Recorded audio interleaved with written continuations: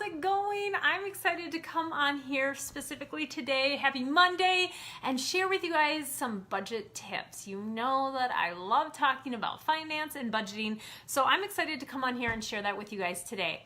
I've been noticing I have a lot of new followers, so I want to introduce myself if you're watching this for the first time and hearing from me, but my name is Bridget. I am a mom to 3 wonderful children, Turner, who's 5, Maddox, who's 3, and little baby Diem, who's not even 1 yet. She's 10 and a half months or 10 months, somewhere. She'll be 11 months this month. I am a wife to Tate, and I was a certified public accountant up until almost a year ago. So numbers, budgeting, like all that kind of stuff, really I enjoy. I also enjoy online wellness coaching, or I also enjoy a healthy lifestyle, clean eating. And so my page, Wheeler Fit Life, is all encompassing an overall fit life, physically, emotionally, mentally, and financially. And so I love coming on here and sharing tips with you guys, tips that you can take and utilize today. Tips that you can take back to your friends, you can take back to your husband, your family, and take action to make improvements in your life. So share this with anybody that you know that could benefit from this and be able to improve your life physically, emotionally, mentally, and financially. So like I stated, I forgot to finish that, but I was a CPA up until almost a year ago while on maternity leave with my baby girl. I decided to not go back. I felt called to stay home with her and my boys and then just continue on with my online coaching with wellness and business mentoring. So that's what I have been doing, and here I am just hopping on to share with you guys some great tips to help with a budget. So my first tip for you guys, I'm just gonna have 5 of them for you today, but my first tip is to do a budget together with your spouse. So if you are married, it is important for you guys to sit down together and do a budget together. Now, I'm gonna tell you right now, it's not going to be pretty the first time you do it. There will be arguments, all that kind of stuff. You're not gonna sit down and it's gonna be rainbows and Skittles and everything's gonna be great. There's going to be arguments, there's going to be conversations had, but that's super important, you guys. Communication in all areas of your marriage, especially when it comes to finances, is important. The number one reason for divorce and all that kind of stuff and arguments in a marriage is because of finances, and it can cause stress and anxiety. So why not tackle it, okay? So sitting down together, creating that budget together is important. That's my first tip for you. My second tip for you guys is to take care of the 4 walls when creating your budget. Now, this is your food, shelter and utilities are together, so your home essentially, clothing, and transportation. Those are the 4 big categories that you will find when creating a budget, and those need to be taken care of first. Once you have all those categories filled in, then the rest can filter out and create the rest of the budget. Now, if you're creating a budget for the very first time, you're like, I don't even know where to start, and knowing how much, like this was exactly Tate and I. I'm like, how much do we put down for groceries? Like, I don't even know. But look back at your bank accounts, you guys. So yes, this takes a little bit of work.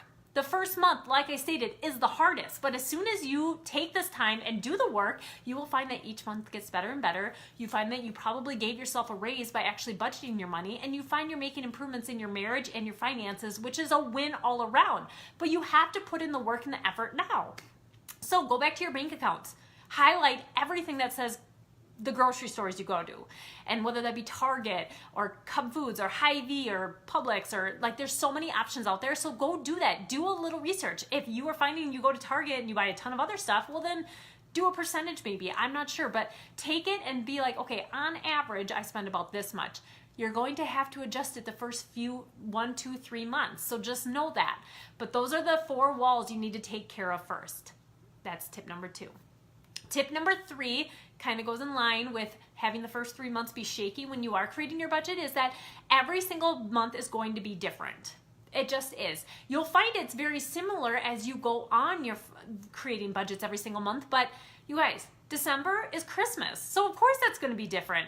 Tate and I find that during the summer, our entertainment budget is a little bit higher than, let's say, February, January, March timeframe. It's because we're outside more, we're having more gatherings, we're going more places than we are when we're living very sheltered life here in Minnesota when it's negative degrees out. So just know that you're gonna have different months. Like garbage bill might be every other month. The water bill might be every 3 months. So you will find that you'll have a rhythm when it comes to your budget, but just be knowing that every single month is different.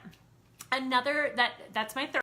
I have a timer going off. Tip number 4 is create a buffer inside your budget. You don't want to all of a sudden have a groove going and then all of a sudden something is sprung upon you and you're like, no, the budget is ruined. This is not working. Create a buffer, you guys. So for us, that is like the homeowners association. I keep forgetting that that's every quarter. Now I set it up so that I can't forget it. But I would be like, oh my gosh, we have to pay that this month. I didn't budget for it. But if you have that little buffer in there, those times won't cause stress and anxiety for you when you are trying to stick to your budget. So create that buffer in there, okay? And then my last tip for you guys is find a budget tool that works for you. What works for me might not work for you. Everybody is different. Everybody has their strengths. You might be a paper and pen person. You might be an Excel guru like me that loves Excel and create your budget in there. I've even gone to the point now of just using the EveryDollar app that Dave Ramsey created. It is a free app unless you want to link your bank account to it, but I don't do that. I just use the free version because I'm frugal. And I just use that. That's where I create our budget. That's where I put in all the transactions every single month. It can link to Tate's phone when he has the app. It's an amazing app and tool to use, but find what works for you. I know there's plenty of other budgeting tools out there that you guys, trial and error is what's key here. When creating the budget, you will find that, oh my gosh, we don't need that much for entertainment. Oh, we need more for budgeting or for food. Same thing with finding a tool to create your budget. You might find that Excel works great for you, not an app, or that you might start with Excel, because this is what we did. We started with Excel and then we've since changed over to an app. And so find what works for you, okay? And it's going to be 3 months of trial and error and figuring this out. But you guys, a little work now will go a long way in the future, okay? And so if you have any questions or comments about these budgeting tips, please don't hesitate to reach out to me or shoot them in the comments below.